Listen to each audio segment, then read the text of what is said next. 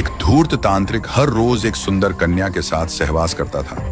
दरअसल उस तांत्रिक ने उस बला की खूबसूरत कन्या को अपना बंदी बनाया हुआ था।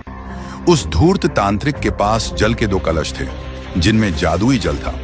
तांत्रिक उनमें से बाएं कलश की पानी की कुछ बूंदें लेकर जब उस सुंदरी पर छिड़कता तो वह एक बंदरिया बन जाती, और जब दाएं तरफ रखे कलश के पानी के कुछ छींटे कन्या रूपी उस बंदरिया के ऊपर फेंकता तो वह वापस अपने असली रूप में आ जाती। यह सब बहुत लंबे समय से चलता आ रहा था। साधु जब दिन में बाहर जाता तो उस सुंदरी को बंदरिया बना देता, और जब रात में वापस अपनी कुटिया में लौटता तो फिर से उसे सुंदर कन्या बना देता और उसके साथ खेलता। वह नव युवती तांत्रिक के इन कुकर्मों से बहुत हताश थी, पर उस बेचारी के पास कोई रास्ता न था। अगर वह साधु के जाने के बाद बंदरिया के रूप में वहां से भाग भी जाती तो हमेशा के लिए वह बंदरिया बनकर ही रह जाती।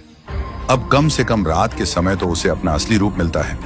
मन में यह विचार आते ही वह वहां से भागने का इरादा त्याग देती।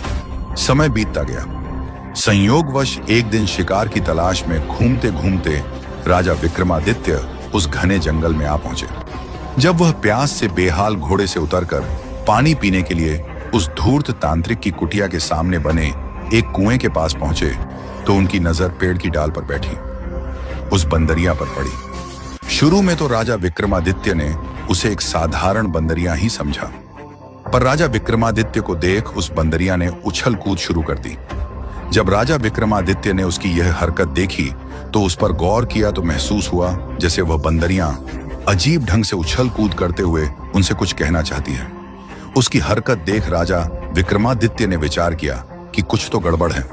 उन्होंने सारा रहस्य जानने के लिए एक रात वहीं रुकने का निश्चय किया और थोड़ी दूरी पर एकांत सी जगह देखकर घने सारे वृक्षों में अपने घोड़े को छुपा दिया और खुद भी पेड़ की आड़ में छिपकर बैठ गए और दम साधे अपनी नजर उस कुटिया पर गड़ा ली। जब शाम का समय हुआ तो राजा विक्रमादित्य को एक तांत्रिक आता हुआ दिखाई दिया। वह सीधा कुटिया के द्वार पर गया और उसने बंदरिया को इशारा किया। बंदरिया झट से साधु के पास आ गई। उसने वहां रखे दाएं कलश से बंदरिया के ऊपर पानी के छींटे मारे तो वह एक अति सुंदर स्वर्ग की अप्सरा बन गई।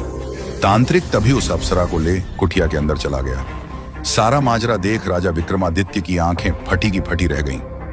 उन्हें घोर आश्चर्य हो रहा था। उनको उस नजारे पर बिल्कुल भी यकीन नहीं हो रहा था जो उन्होंने अभी चंद क्षणों पहले देखा था। एक बार तो राजा विक्रमादित्य ने सारा भेद जानने के लिए उस कुटिया में जाने का निश्चय किया, पर फिर वह कुछ सोचकर वहीं रुक गए।